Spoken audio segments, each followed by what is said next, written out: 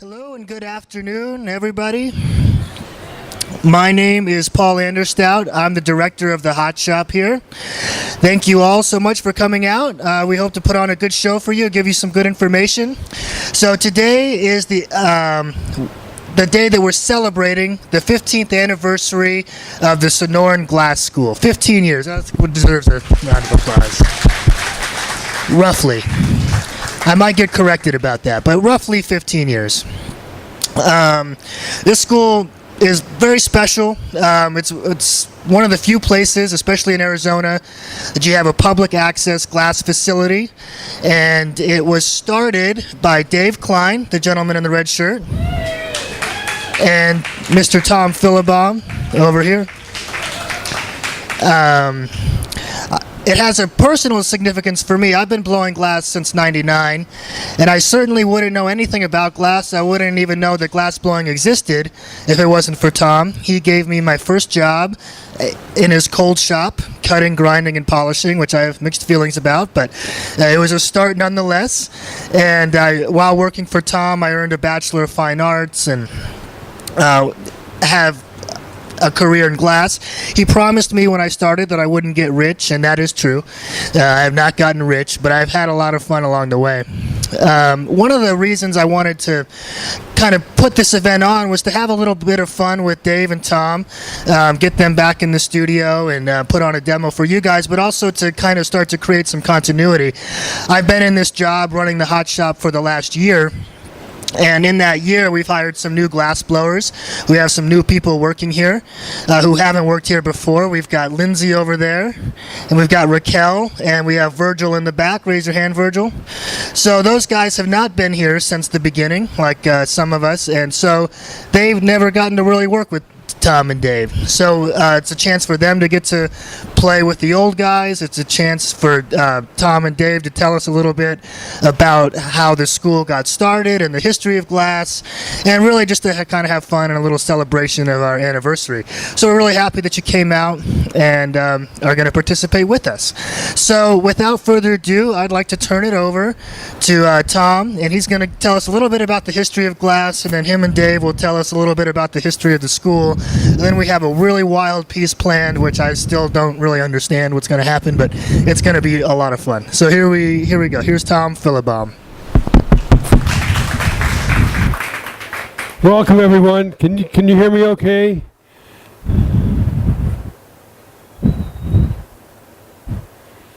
I want to talk a little bit about where glass comes from and what it is, and this phenomena that we call my teacher Harvey Littleton called it the glass.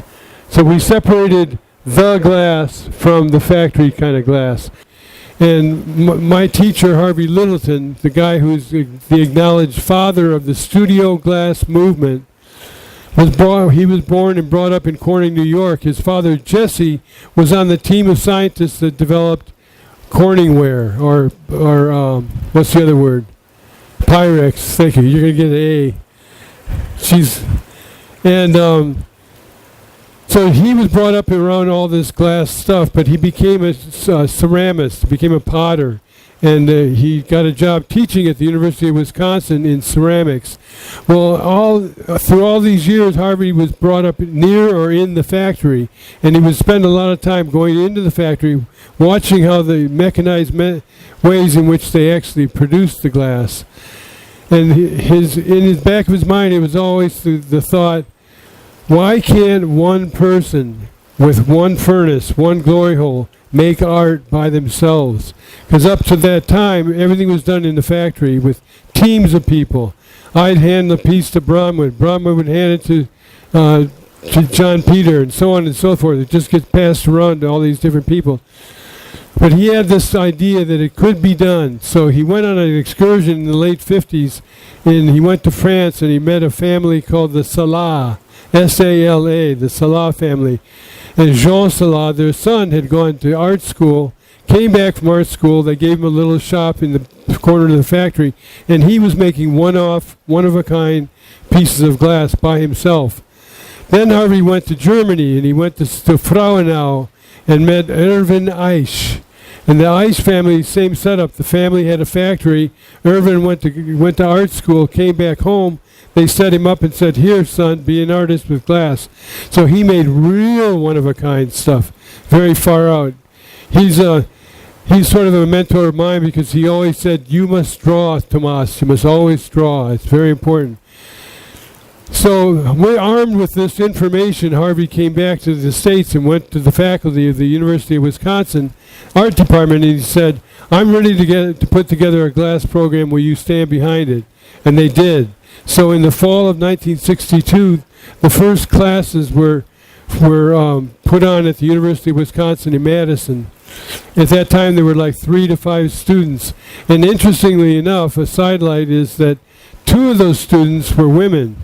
Audrey Handler and Sylvia Vigiletti. They started blowing glass in 63 and 64 respectively, and they're acknowledged masters in our movement. So glass blowing has always been thought of and will be viewed today for sure as a sweaty guy kind of activity. But these women were in the forefront, and they're still blowing glass today.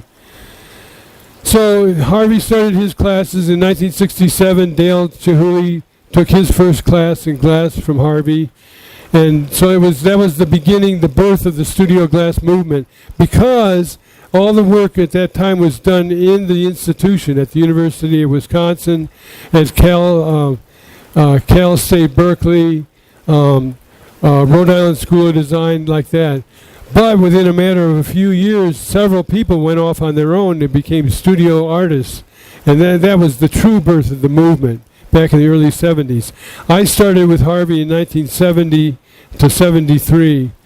And I started out in order to get in-state tuition in Wisconsin, I took a job in a junior high school as the art teacher. And in my first class was Johnny Littleton. So on parent go to school night, I met my raison d'etre, Harvey Littleton. And we became friends as family first. And then I became his student. So as I said, then all these students who were spawned from these various art programs went off and started their own studios at a time when it was pretty raw and nobody knew what they were doing. I actually taught school in Chicago for a couple of years, and then I moved out here in 1975, and I started the first glass shop here in Tucson, maybe in Arizona. And we called ourselves the Five-Headed Monster because nobody could rely on the other person. So in the summer of 1975, I went over to England, and I trained the first paraplegic to swim the English Channel. And after that wonderful experience, I came home to Tucson and found the studio in sort of disarray. And I took it over as manager, and then the rest is kind of history. Well, early in the late 80s, I met Michael Joplin and Dave Klein. They came down from Prescott, and we all had a good time blowing glass and drinking beer.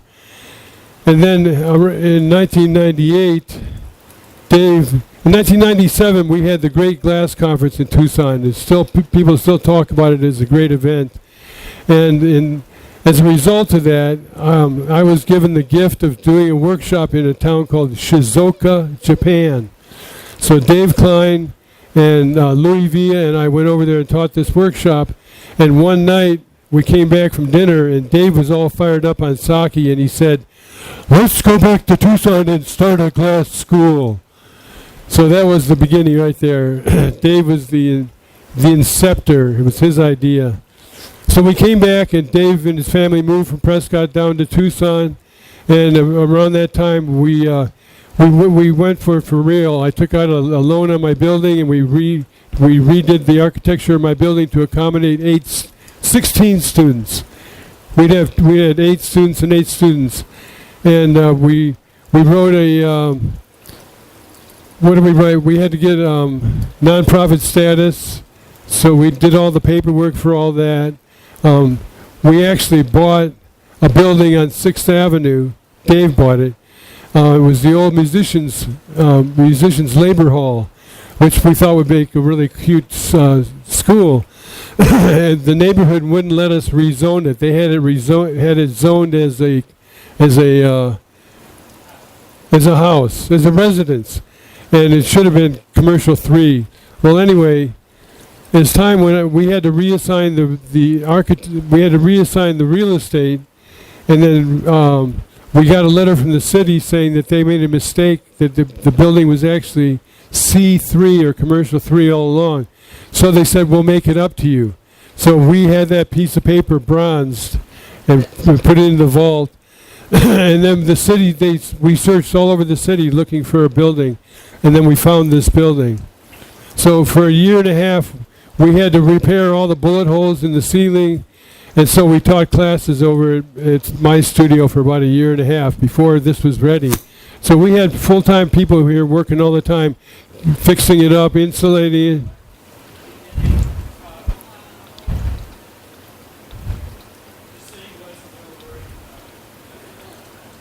He's not turned on. Your button's not on, Davey. Can you hear me now? There you go. This building was used as a storage facility. So they emptied everything out, and then we were given a shell. But it was perfect because that gave us the backdrop to build the hot shop. And then Michael Nicholas and I got money out of the city to build the warm shop, and Michael's crew built it, and so that we added that onto it. And then the flame shop happened with the help of a lot of people, and one thing after another, we just kind of all the pieces fell together, and we're still stuck like glue after 15 years. It's pretty amazing. So do you want to talk about our early development a little bit? Well, the city gave us $110,000. That helped. That got us going initially. And some of the original characters were Tom Hodgson over there in the corner was here when this building looked like this. And like Tom said, Michael Nicholas helped us build everything in the back here. And Bronwyn's kind of hiding over here. She's the flame shop manager and a very talented artist. We had bullet holes in the structure out in the back. So in the early days it was pretty ghetto down here, but slowly it's improved. And I don't know, kind of the rest is history. I think it's turned out well because of its proximity to Tom's, and now really a synergy happening. You should talk about your Barrio Vidrio. Okay, next weekend we're having a glass festival that coincides with the CTGA, the Central Tucson Gallery Association. The first Saturday of every October we always have an opening, or all the galleries have openings. So we're not only having an opening of the CTGA galleries, which are all downtown, but we're also having events at the school in the morning, at Katja and Danny's on the map in the afternoon, and in my place in the afternoon and the evening. And we have the opening of a new exhibition in our gallery at the same time. I wanted to add something about, in the early years, some of the things that we had to do is we not only had to put together our own bylaws and all that kind of stuff, but we had to write a syllabus that was nationally accredited. So we, from day one, we've been on the curriculum of Pima College and intermittently the University of Illinois, University of Arizona. I was just in Chicago. So we've been on the rolls of both of those schools, offering classes for credit as well as just for your own enjoyment. Any questions, Larry? Well, sir, you explained it all. Well, if you have any questions, this would be the time for it. We're going to make a kind of a collaborative piece this afternoon. On this bench here, I'm going to be sitting. That's what we're going to make. This is how artists talk to one another.